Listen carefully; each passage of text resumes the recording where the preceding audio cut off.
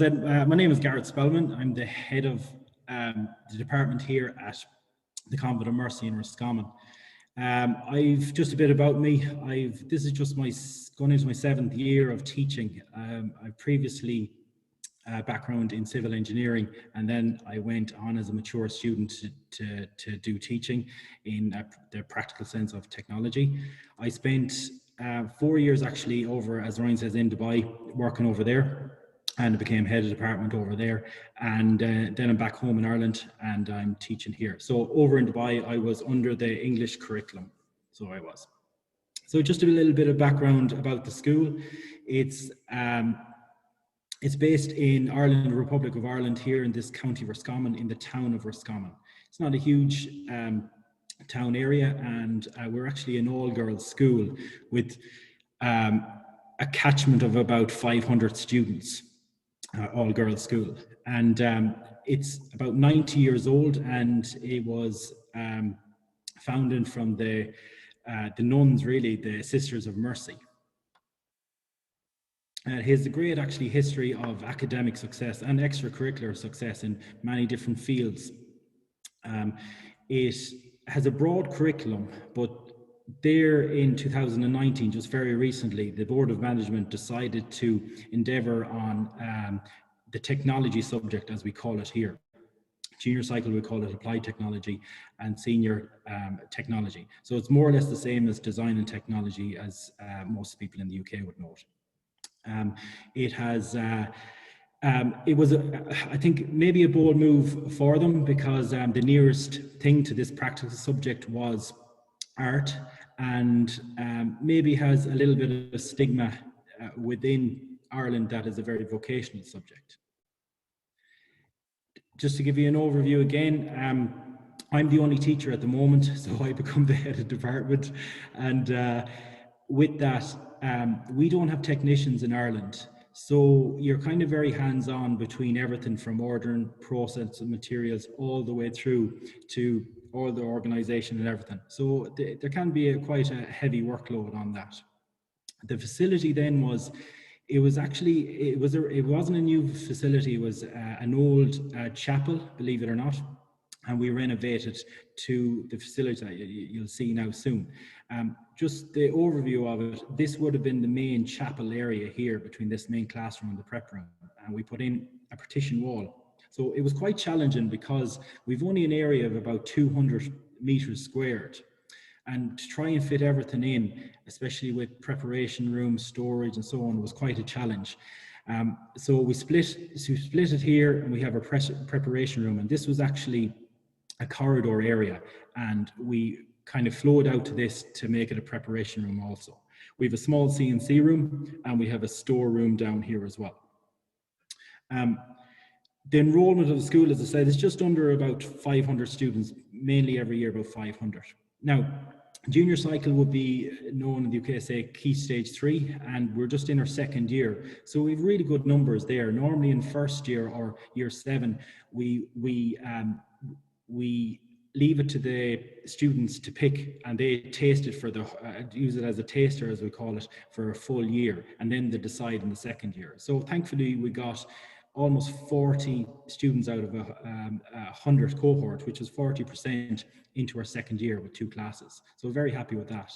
Our transition there then is from Key Stage 3 to 4, and we offer that to all our transition year students, and there's a local all boys school, and we offer it to them. Now they do woodwork, or materials technology, what is it called? And they do graphics as well. They're separate subjects, and a lot of them took this subject as well, so we offer it to them.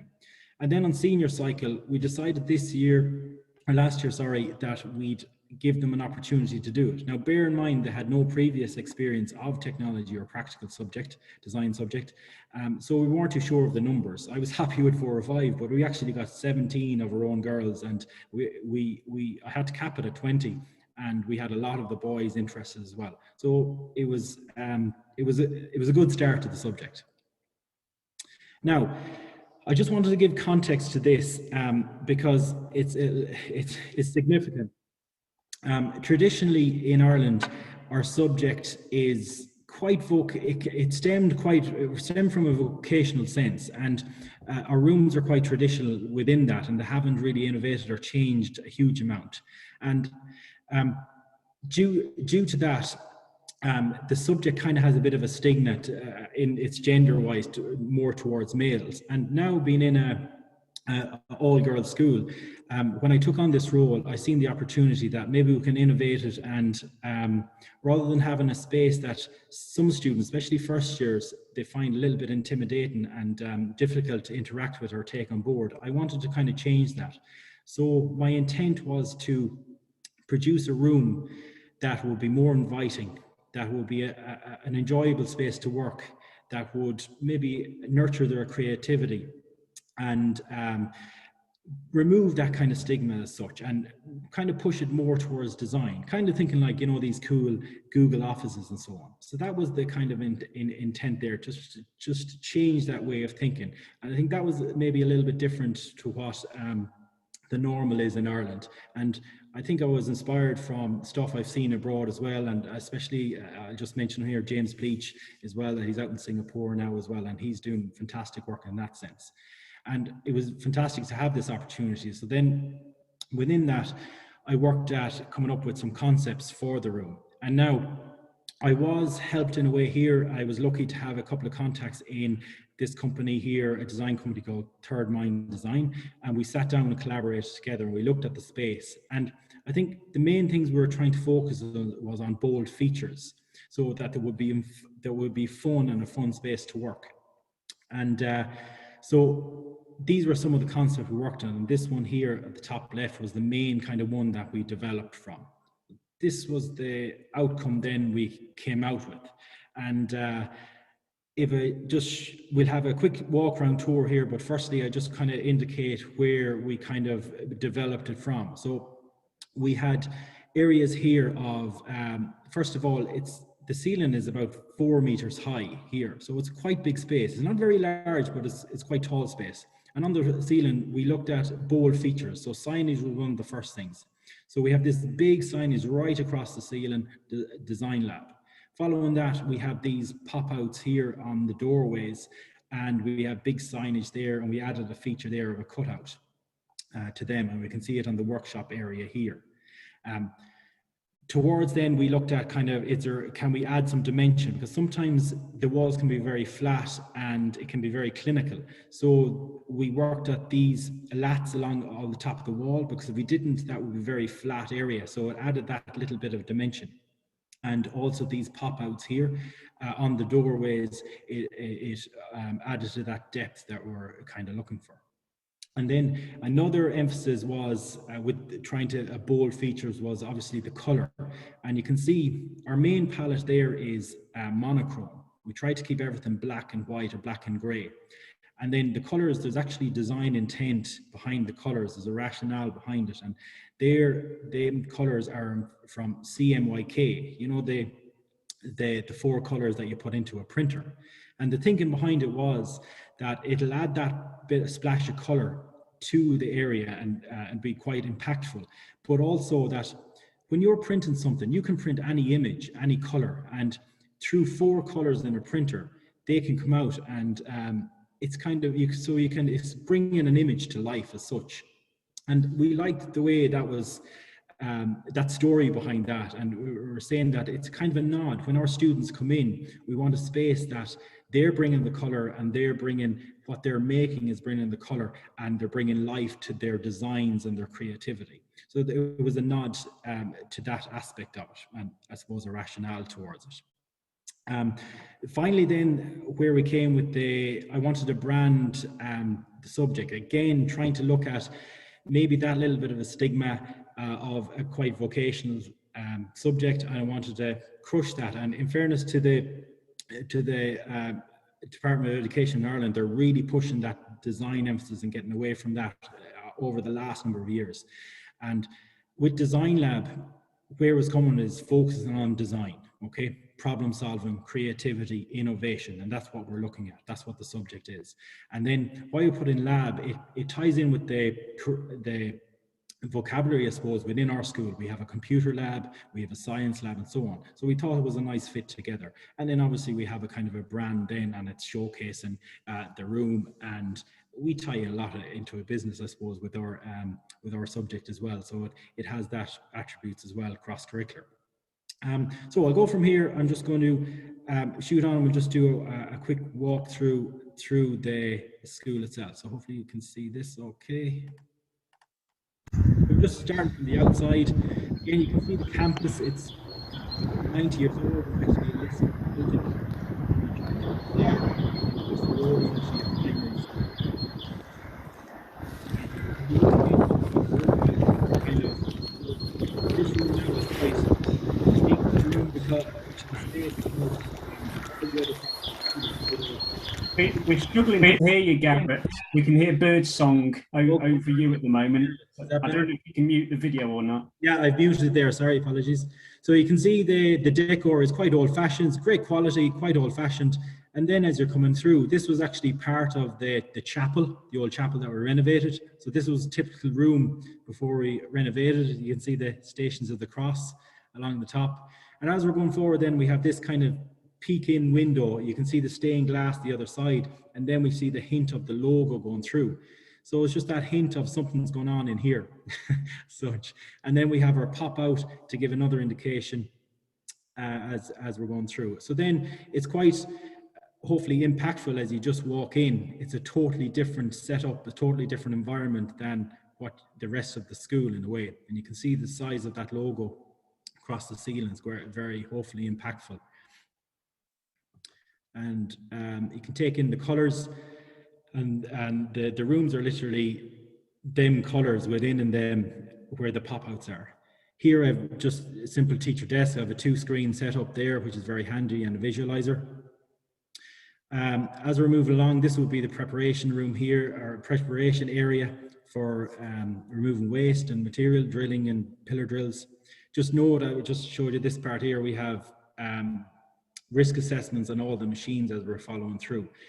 And as we're going along, on the wall, it's still a lot of work to do, working on things. With this one would be an interactive display that you can take down these and use them as in-class resources. The bench here is actually lowered so students can access to it. So simple things like that worked well for us, and we have storage there as well, and you can see a little bit of pop-up for the workshop area. And as we're spinning around here, I'm just going to pause it here just to speak about this a little bit here in just 1 second here as we pause back. Just a feature here that is interesting, because we had such a small space to work in, the normal arrangement of tables didn't work for us. So I came up with these custom tables, and I have actually a lot of teachers interested in them. Within just this 4 spaces here, I can get 24 students there, 6 on each table.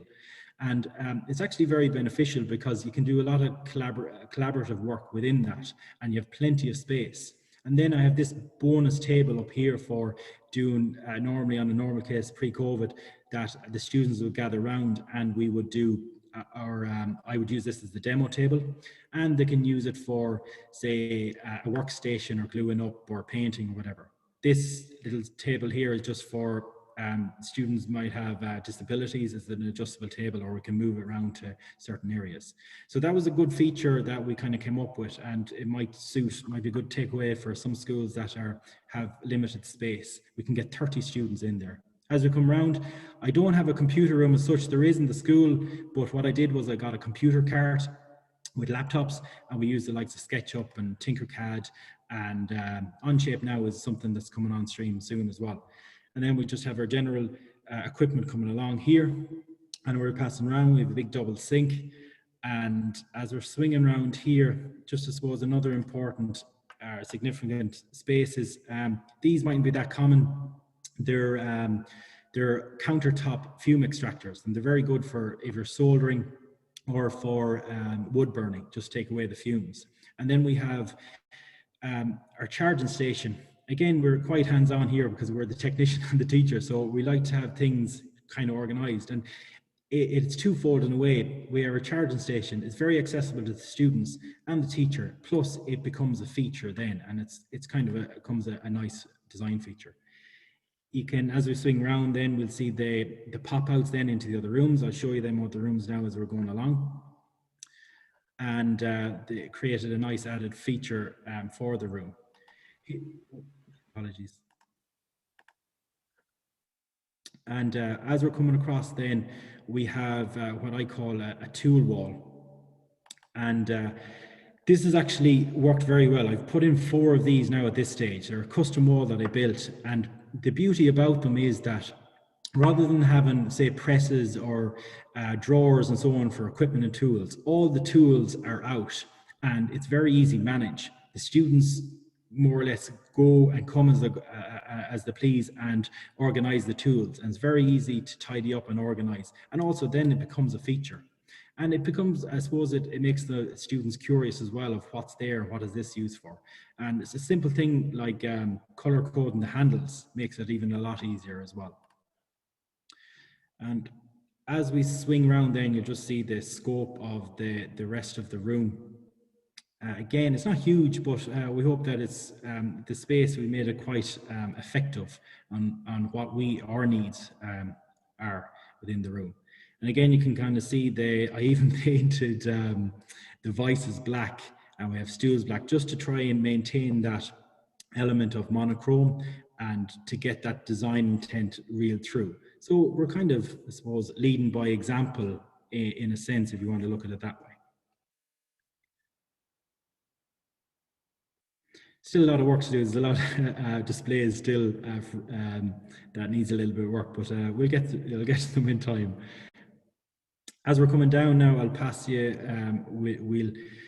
We'll just shoot on a little bit here, and we'll look at the preparation room. Now, as I said, in the majority of schools, well, most schools in Ireland, the teacher is the technician. So in some cases, when we come to the likes of examinations with project work, we have to be prepping the material and doing work on students' projects as the class is going on. So we need a preparation room that's very visual from that side into the main classroom so we can keep an eye on things. So we'll just take a tour through the preparation room or workshop area. Within here, the equipment is chop saw, bandsaw, table saw. We've a planer in there as well, and we have the dust extraction. You can see some of the dust extraction. It's very yellow now, but it wakes you up, keeps you on your toes. You can see the visual windows looking through into the classroom. And as we're coming around, we see the chop saw. That chop saw is great because there's an automatic vacuum to it, independent. And grinder there, have an air compressor and your bandsaw. And then this is the hallway I'm talking about. We had to split it through here. It seems to work okay for us. And we have our storage up there. And this was interesting, this a dust extraction. Now, normally we have a big dust extraction, but I couldn't fit it. So I was able to calculate this one here. It's a Laguna, and it's a HEPA filter, so it actually performed a lot better than the normal ones we get, and it's very mobile. Plus, a nice little feature, it has a remote control that I leave on the saw, so I just press the button and we have dust extraction. So it works quite well. Another feature here was which is important, I suppose, a safety feature when you're working on your own as well. We have this cart here for material cart for sheet material, and we can divide up our sheets. Now, in a normal case, they might have to be stacked on the wall, but with this, with that, then you might have the fear of it, or you're pulling out a sheet from the back, it might fall over. So this is able to manage them and split them up, and it's a lot safer. And I can pull that out to the lorry, put in my material, and away we go again. We have our planer there, and as we're spinning across, we have probably a quite large saw compared to you might see in the UK. These are getting very popular in Ireland, again, because we've no technicians and you have to do a lot of the work on your own.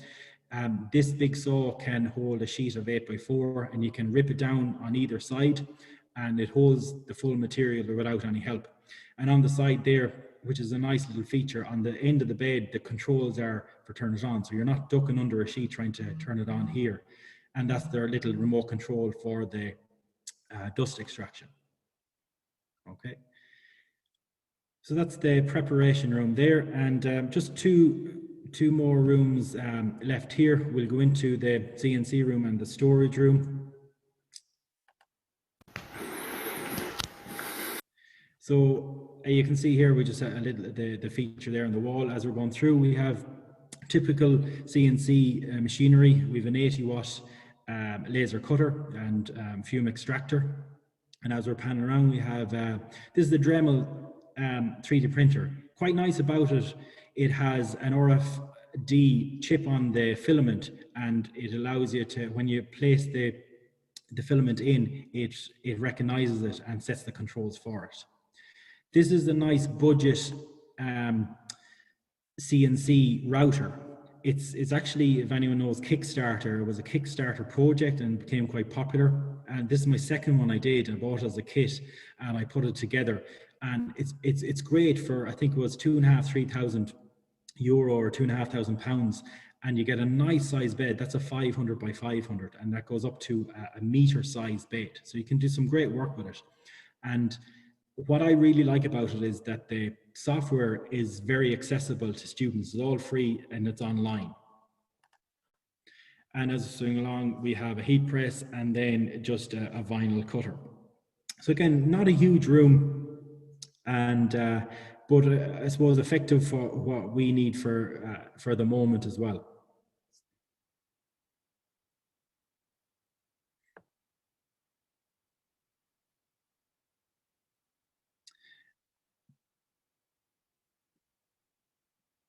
Just a bit of storage there then. Finally then, we'll go through to the storage room, which I find when you're the technician teacher, this is nearly the heart, the brains of the operation in a way, and it's probably spent most of the time here. You can see here, what I tried to do was have everything as organized as I can. And again, maybe OCD, bringing the black theme into it. To tie in with the monochrome effect. And I think spending the time here to organize everything helps the teacher itself, plus it gives me the freedom then to let students in, because everything has a place and they're able to know where it is and put it back. So it really helps the teacher as well. Okay. Here we have, I integrated there just a little storage technique there of shelving, but I put it horizontally, and you're able to place them in, and it's a nice way for holding material quite easily and adjustable as well. Obviously then just tilt bins and plenty of storage area and so on as we're going along. Again, I use the rolls of sandpaper and rolls of wire on another shelving rack there. And we tilt bins, and that's just a custom drill bit stand or for holding drill bits as well. It just spins around there and you'll see it. So small space, but I have it fairly packed up with items.